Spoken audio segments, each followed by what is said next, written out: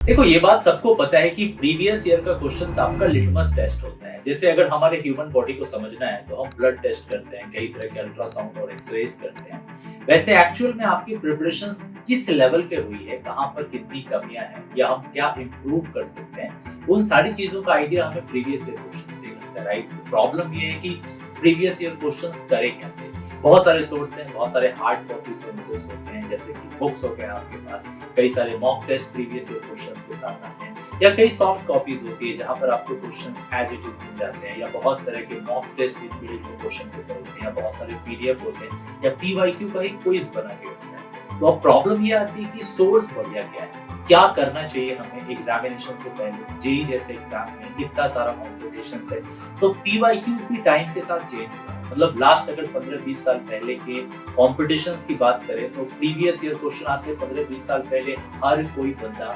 Hard copy से ही करता था। अरिहंत की बुक आती थी, दिशा की बुक आती थी, लोग उसी से किया करते थे। पर आज के टाइम में हम प्रीवियस ईयर में भी बहुत सारा इनोवेशंस देखते हैं। तो मेरी क्या इस पर राय है, इस वीडियो में बात करेंगे। आइए समझते हैं पीवाईक्यू को किस तरीके से, किन सोर्सेज से बेटर यूटिलाइज करा जाए।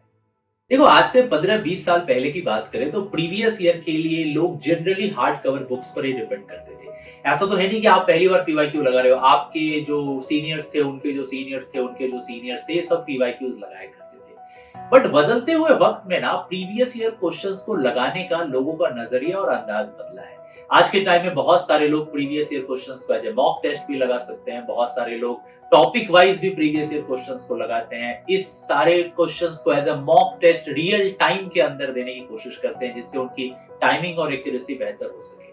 तो मैं इस वीडियो में सिर्फ ये बात नहीं करूंगा कि कौन सी बुक आपको ले लेनी चाहिए, बल्कि मैं ये भी बात करूंगा कि प्रीवियस ईयर को कैसे बेटर तरीके से यूटिलाइज करा जा सकता है, जिससे मॉडर्न कॉम्पिटिटिव इन्वायरमेंट में आप एक बेटर आउटपुट दे सको पीवाईक्यू को करके। देखो, पीवाईक्यू कितना इंपॉर्टेंट है आपको बढ़िया से पता, आपसे छुपा हुआ है ही नहीं। मतलब इसके बिना आपकी प्रिपरेशंस अधूरी है। तो मैं पहले बात कर लेता हूं बुक्स पे। इन बुक्स की ज्यादा कीमत होती नहीं है, क्योंकि जो इनके क्वेश्चंस होते हैं वो ओपन सोर्स होते हैं। गवर्नमेंट या testing agencies already in questions को प्रोवाइड कर देती है, तो आपको सोर्स के लिए बैठना नहीं होता है। इसीलिए इस तरह के बुक्स को प्रिंट करके पब्लिश करने में ज्यादा मेहनत और ज्यादा पैसे खर्च होते नहीं है। लेकिन इसका ये मतलब तो नहीं है कि हम कोई भी पीवाईक्यू की बुक ले ले। हम 4 पैरामीटर्स के हिसाब से इन बुक्स को क्लासिफाई करेंगे। सबसे पहले उन बुक्स में जो सॉल्यूशंस है, क्वालिटी ऑफ सॉल्यूशंस किस बुक की कैसी है। दूसरी चीज, उस बुक्स में कितने क्वेश्चंस अवेलेबल हैं। तीसरी चीज, उस बुक्स में अरेंजमेंट ऑफ क्वेश्चंस कैसा है, टॉपिक वाइज है, चैप्टर वाइज है, एज अ मॉक टेस्ट है, रियल क्वेश्चंस है। और चौथी चीज, बुक में क्या एरर भी है क्या, क्योंकि बड़ी प्रॉब्लम होती है कि सर बुक तो खरीद लिया पर बड़े सारे सॉल्यूशंस में गलती है। तो इन चारों के ऊपर बात करते हैं। फिर हम ये भी बात करेंगे कि बुक के से हट के भी कुछ सोचा जा सकता है और वो डिसीजन आपके लिए कैसा होगा। देखो, सबसे पहले अगर मैं बात करूं क्वालिटी ऑफ सॉल्यूशंस के ऊपर, तो सबके सॉल्यूशंस 19-20 एक जैसे ही होते हैं, बट उनके अप्रोच डिफरेंट होते हैं, राइट। मतलब एक ही क्वेश्चन को आंसर लिखने और उसको देखने का तरीका आपका और जिसने वो आंसर लिखा है उसका अलग अलग हो सकता है। खास तौर पे मैथ या फिजिक्स में बहुत तरह के आपको ऐसे क्वेश्चंस मिलेंगे मे बी जिसका अप्रोच और आपका मेथोडोलॉजी डिफरेंट है और जो आंसर्स गिवन है उससे टोटली डिफरेंट है। सेम जाता है ऑर्गेनिक केमिस्ट्री के अंदर भी बहुत सारे फिजिकल के भी क्वेश्चन, इनऑर्गेनिक के भी क्वेश्चंस ऐसे दिखते हैं। तो अगर इस हिसाब से मैं बात करूं तो सॉल्यूशंस के हिसाब से मुझे लगता है ओसवाल की बुक थोड़ा बेटर है अरिहंत, दिशा और एमटीजी बुक के ऊपर, क्योंकि उसके क्वालिटी ऑफ सॉल्यूशंस थोड़े बेटर है। तो क्या मुझे ले लेना चाहिए? मेरा यहाँ पर आपके पास एक छोटा सा एडवाइस है जो मैं आप सबको देना चाहूंगा। अगर पीवाईक्यू तुम इसलिए ले रहे हो क्योंकि तुम उसका सॉल्यूशन देख देख के नोट करो, भाई तुम गलत सोच रहे हो। कोई भी प्रीवियस ईयर क्वेश्चंस की बुक सॉल्यूशंस के पॉइंट ऑफ व्यू से नहीं होती है, वो सेल्फ टेस्टिंग होती है। जो पढ़ना था वो तो आपने पढ़ लिया, डीपीपी शीट्स कर ली है, बहुत सारे मॉक टेस्ट भी दे दी है। अब उन क्वेश्चंस को देख के आपको खुद से उन चीजों को करनी है।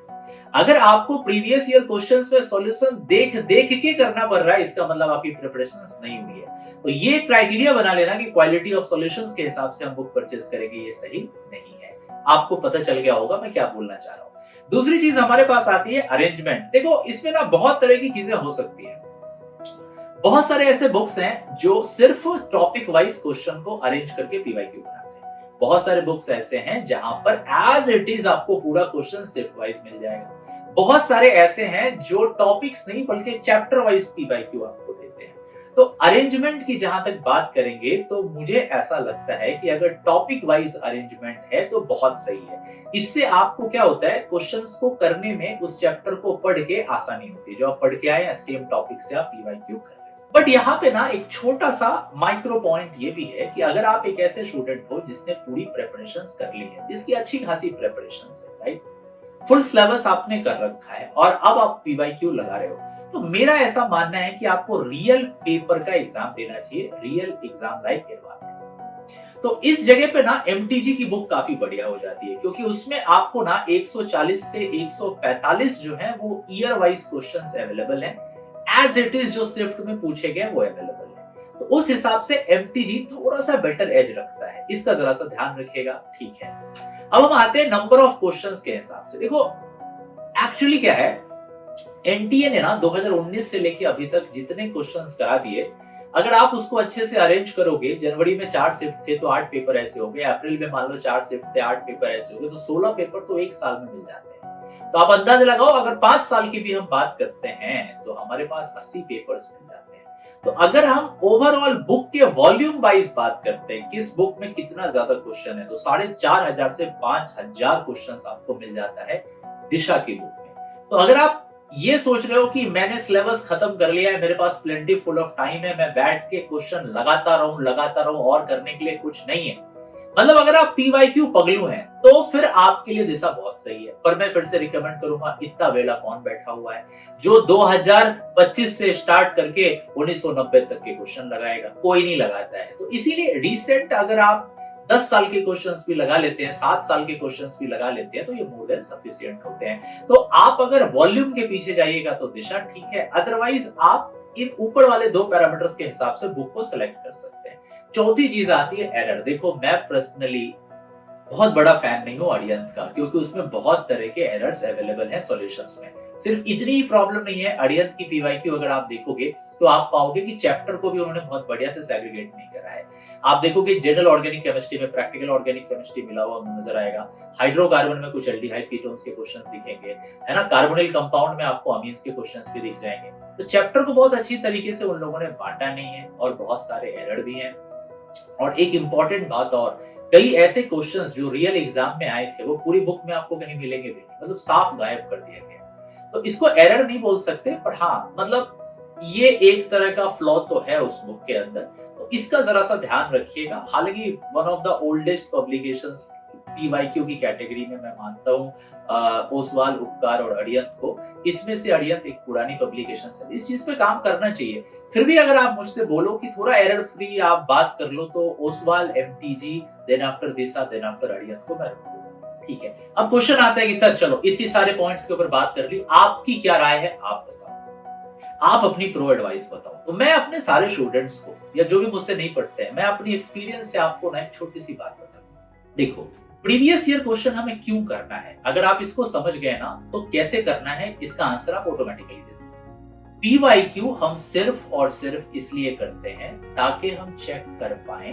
कि हमारी प्रिपरेशन कैसी है, हम एक दिए गए लिमिटेड टाइम के अंदर उन क्वेश्चंस को कितनी आसानी के साथ कर सकते हैं, कहां पर हम फंसते हैं, कहां पर और मेहनत करनी चाहिए, कौन मेरा स्ट्रेंथ है, कौन मेरी वीकनेस है, ये सारी चीजें पता चले। अगर आप ये देख के करोगे कि मुझे इस क्वेश्चन को करना है और इसके आंसर्स को देख के इसको समझना या याद करना है, जस्ट लाइक अ डीपीपी शीट या असाइनमेंट, तो मैं बोलूंगा ये एक सही डिसीजन नहीं। आप पीवाईक्यू खुद को टेस्ट करने के लिए कर रहे हो, तो रियल पेपर को डाउनलोड करो। गूगल पे जाके अगर तुम ऑफिशियल वेबसाइट पे जाओगे, कई तरह के और अनऑफिशियल वेबसाइट से जहां पर PYQ as a PDF available है। मैं एक लिंक भी आपको दे दूंगा जिससे आप पीडीएफ हमारे सर्वर अनअकैडमी से भी डाउनलोड कर सकते। इन पीवाईक्यूज को आप लिमिटेड 3 आवर्स के टाइम में एग्जाम लाइक एनवायरनमेंट में बिना किसी हेल्प के आप खुद से सॉल्व करो। 25 से स्टार्ट करो, पहले 25 करो, फिर 24 करो, फिर 23 करो, फिर 22 करो, फिर 21 करो, ठीक है, फिर 20 करो, फिर 19 करो। अगर तुमने इतने सारे पेपर कर लिए तो और कुछ करने की जरूरत ही नहीं। ये पेपर अपने आप में 80 से ज्यादा पेपर हैं और ये पेपर आपको इतना कॉन्फिडेंस दे देंगे टाइम मैनेजमेंट इतना बढ़िया हो जाएगा, एक्यूरेसी इतनी बढ़िया हो जाएगी कि और कुछ करने की जरूरत ही नहीं। बट वो बच्चे हैं जो थोड़ा सा एवरेज या बिलो एवरेज रह गए हैं, जिसकी प्रिपरेशंस वैसी नहीं हो पाई है, वो कोई बुक ले सकते हैं सो दैट कि उसका एक एक सॉल्यूशंस आप देख सकें। अब आप बोलोगे फर्स्ट केस में सॉल्यूशंस कैसे देखेंगे? ऑब्वियसली आप जहां पढ़ रहे हैं वहां डिस्कस कर सकते हैं, दोस्तों से पूछ सकते हैं, मुझसे पूछ सकते हैं, अपने रेस्पेक्टिव टीचर से पूछ सकते हैं, बट पीवाईक्यू तो करना है। कंक्लूजन पे आ जाता हूं, तो या तुम कोई बुक ले लो जो मैंने 4 पैरामीटर्स बताए उसके हिसाब से जो बेस्ट लगता है, या तुम ऑफिशियल क्वेश्चन पेपर को लेके सॉल्व करना स्टार्ट करो। दोनों ही केसेस में सॉल्व तो करना ही करना है, there are no any excuses, वो तो करना ही करना है। बट इंपॉर्टेंट ये है कि आप इसको आउटपुट में कन्वर्ट करो। ऐसा ना हो कि बस हम 5 से 7 साल के क्वेश्चंस का रट्टा मार लें। ये कोई बोर्ड एग्जाम नहीं है कि आपने पढ़ लिया what is Clemmensen's reductions, explain it by 2 examples. ये जेई का एग्जाम है, ये लॉजिक, कॉमन सेंस, आपके आईक्यू, आपके ब्रिलियंस पे डिपेंड करता है। आपको चीजों को सीखना है, समझना है एंड देन इम्प्लीमेंट करना है। आई होप आप समझ गए होंगे पीवाईक्यूज के लिए क्या करना है। बहुत जरूरी टाइम है, नवंबर, दिसंबर, जैन, फेब, मार्च, अप्रैल, जब पीवाईक्यू का टाइम होता है। इस साल का वो टाइम होता है जब आप पीवाईक्यू में पूरी तरीके से लग जाते हो। तो लग जाओ ना, स्टार्ट करो। मेरी तरफ से बेस्ट ऑफ लक। आपका इस बारे में क्या सोचना है? कौन सी बुक है, क्या है, कैसे आप करते हो? कमेंट में जरूर मुझे बताना कि मैं इस तरीके से पीवाईक्यू सॉल्व करता हूं। ठीक है, thank you so much, take care, bye bye, love you. एक छोटा सा अपडेट और है, इस संडे AIMT होने जा रहा है, जो हर संडे ही रहेगा, 2 अलग अलग टाइम पे रहेगा। ये absolutely free all India mock test है और इसके सारे यूएसपीज एंड फीचर्स आपको स्क्रीन पे दिख ही रहे होंगे। तो आप में से जो भी स्टूडेंट्स AIMT देना चाहता है, मेक श्योर आप लोग आइए और इस टेस्ट को दीजिए।